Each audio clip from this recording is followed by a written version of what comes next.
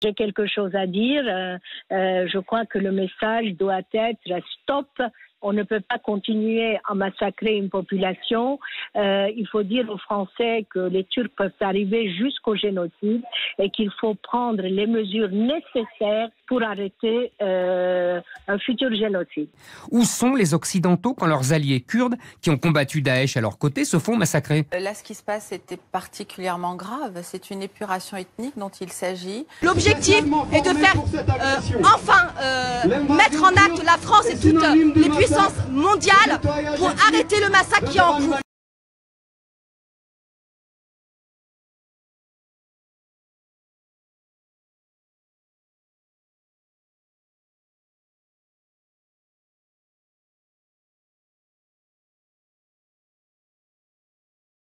ستيقوت سيسني قوت فزلاي قو خوينجي كزي سري من تقرب بالدنياي اشكم مال خرابي شري روزة زي شمي روجة كترسل بياي مال بابي مناي هرسلاوي رمي ميد سربوزي خون دين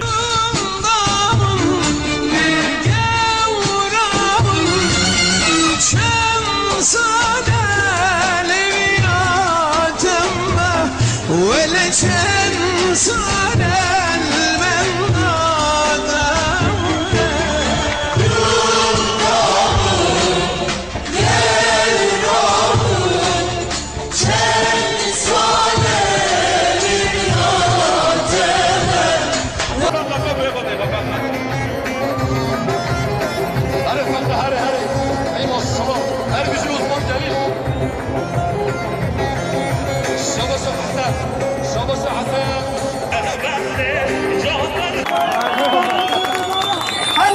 memleket ekolojik hizmetkar.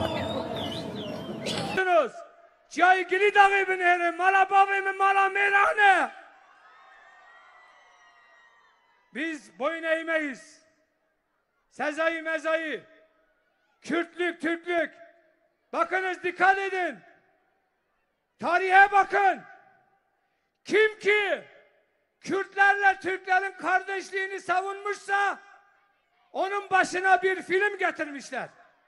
Sultan Abdülhamit Kürtlerle Türkleri savunuyordu, kardeş yapıyordu, yok ettiler. Turgut Özal Kürtlerle Türkleri savunuyordu, yok ettiler. Tayyip Erdoğan Kürtlerle Türkleri savunuyor, yok etmeye çalışıyorlar. Bakınız, ben Tayyip Erdoğan'ın kürsüsünde, Cumhurbaşkanı'nın kürsüsünde Kürtçe konuşuyorum, Kürtçe. Daha bundan büyük özgürlük var mı? Bir sözü, bir felsefesi vardı, hiç unutulmadı. Türkiye'ye çağ atlatacağım. Hakikaten Türkiye Özal döneminde çağ atladı. Uyuyan dev onun iktidarında uyandı. Bürokrasinin atıl ve sert kabuğunu kırdı. Kapalı bir ekonomiden dünyayla entegre olan liberal bir Türkiye yarattı. 12 Eylül 36,000 Kurdish refugees coming from Iraq. We are helping them, and I wonder, in the last 1 year, all the human rights advocates in the Western world did not make a small help. I asked them, I will have this help of these people immigrated to Turkey, and you take the other half. But there was no answer. They did not want to take a single Kurd. If you are very much after the Kurdish problem, why you did not accept those people?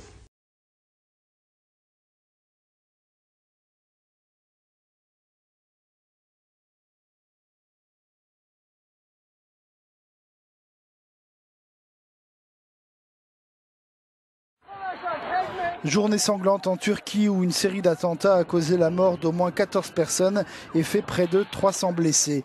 Une campagne d'attaques terroristes imputée par Ankara au PKK, le parti des travailleurs du Kurdistan.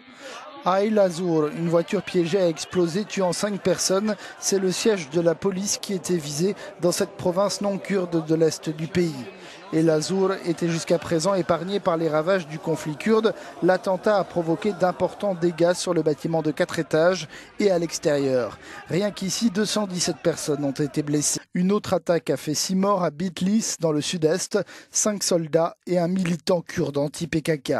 Enfin, à Van, dans la nuit de mercredi à jeudi, 3 personnes, 2 civils et un policier, ont été tués lorsqu'une voiture piégée a explosé. En Turquie, au moins 29 personnes ont été tuées et plus de 150 blessés ce samedi dans un double attentat à Istanbul. Parmi les 29 victimes figurent 27 policiers et 2 civils, d'après les chiffres fournis par le ministre de l'Intérieur. Cela s'est produit aux abords du stade du club de football de Beşiktaş. Surmontable à 3-0. Oh, qu'il est beau celui-là. Oh, qu'il est beau ce but d'Umut Bulut. Incroyable frappe de l'attaquant turc.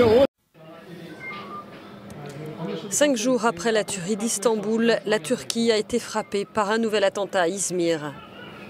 Une voiture piégée a explosé devant un tribunal de la 3e ville du pays.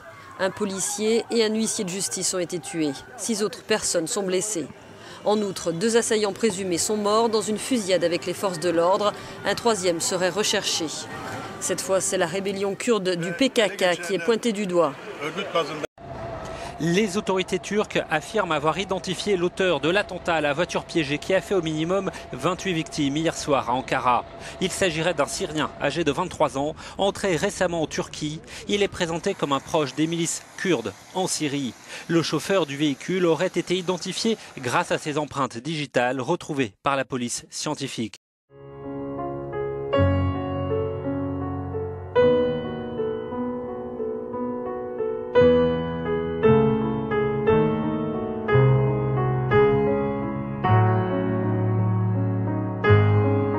Esselamu aleyküm ve rahmetullah. Komandolar annesiyle birlikte Hakkari Yüksekova'da PKK'nın hedefi olan 11 aylık Bedirhan bebeği unutmadı. Propaganda, ajitasyon. Ne kadar eylem, o kadar otorite açıklamasını yaptı. Abdullah Öcalan, Kenya'ya Lazaros Mavros adına düzenlenmiş Kıbrıs Cumhuriyeti diplomatik pasaportuyla giriş yapmıştı. Türkiye'nin baskıları sonucu 1998'de Suriye Öcalan'ı topraklarından çıkarmak zorunda kaldı.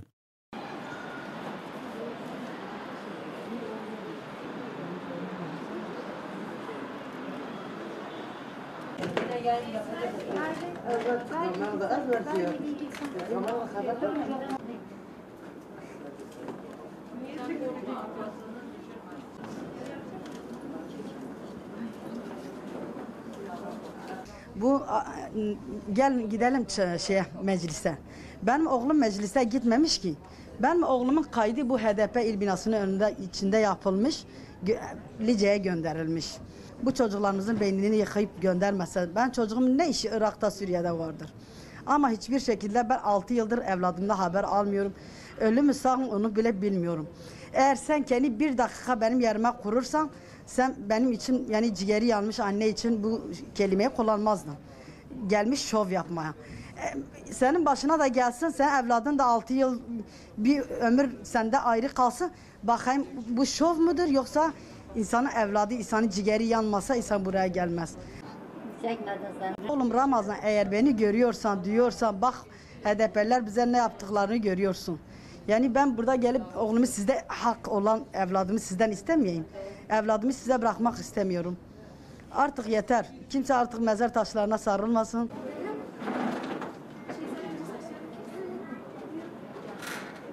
Gelin birlik beraber olalım. Bu evlatlarımızı bu zalimlerin elinden kurtaralım. Çünkü gelin bu evlatlarımızı bu HDP'den, PKK'dan çocuklarımızı isteyelim.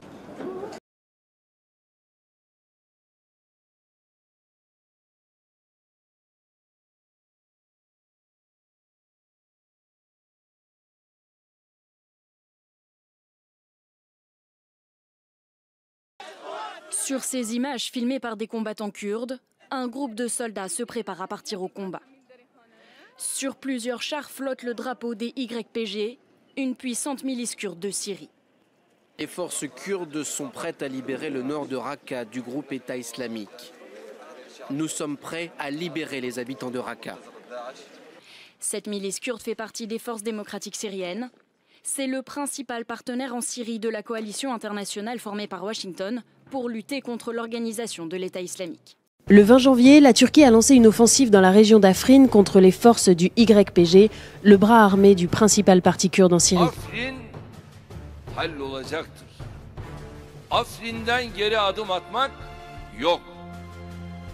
Alors pourquoi cette offensive ? 6 jours plus tôt, la coalition internationale menée par les États-Unis a annoncé la formation d'une force frontalière de 30 000 hommes en Syrie, composée essentiellement de Kurdes. Vent debout contre cette initiative, le président turc a estimé que la sécurité intérieure de son pays était menacée.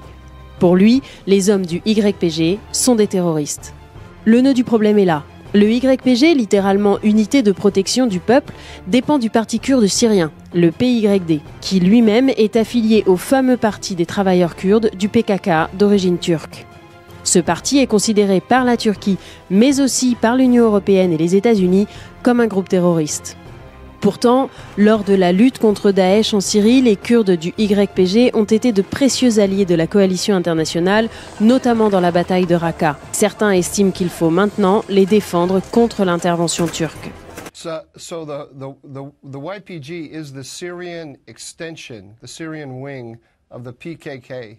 And this is an extremist terrorist group in Turkey that is seeking to partition Turkey between a Kurdish state and a Turkish state, to destroy the Turkish Republic. It's represented in Turkey by a minority of Turkish Kurds. By the year 2040, about 1/3 of the population of Turkey is going to be of Kurdish background. And this is a minority group inside Turkey carrying out a violent terrorist campaign, which the United States has always recognized as a terrorist campaign. The PKK is on the terrorism list of the State Department. Now, in Syria, they've rebranded themselves as the YPG, but the YPG is the PKK, and we know that quite well. And we aligned with them. Well, they didn't do it for us; they did it for themselves because they're using our power, they're borrowing our power to build an autonomous Kurdish statelet on Turkey's borders, dominated exclusively by them.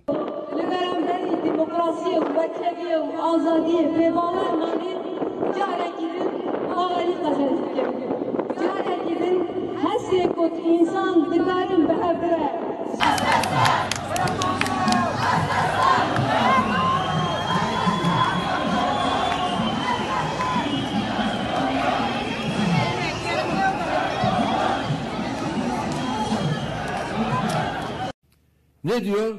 NATO'nun beyin ölümü gerçekleşmiştir. Sayın Macron, bak Türkiye'den sesleniyorum. NATO'da da söyleyeceğim. Önce sen kendi beyin ölümünü bir kontrol ettir.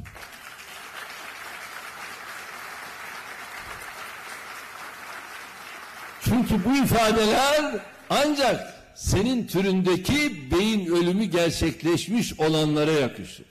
NATO'dan çıkarmamak. Ya bu senin haddine mi? Böyle bir şeyin kararını senin verme yetkin var mı? Türkiye'nin Suriye'de herhangi bir oldu bittiye gitmediğini en iyi kendisi biliyor. Kimse sana bakmıyor. Henüz daha acemiliğin var. Bunları gider. Bunu gidermeden bu işler olmayacak. Biz Suriye'den ülkemize yönelin tehditleri ve bunlara karşı vereceğimiz cevapları herkes gibi Fransa Cumhurbaşkanı'na da defalarca anlattım.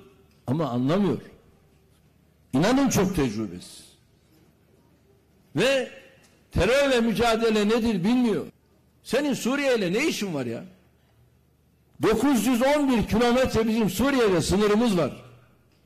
Bizim Adana Mutabakatı denilen bir anlaşmamız var. Bizim Suriye'ye girme hakkımız terörle mücadelede var. İstediğiniz kadar hoplayın zıplayın.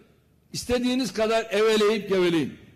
Eninde sonunda Türkiye'nin egemenlik haklarına, güvenlik ihtiyaçlarına, terörle mücadelesine saygı duyacaksınız. Bunun başka çıkışı yok.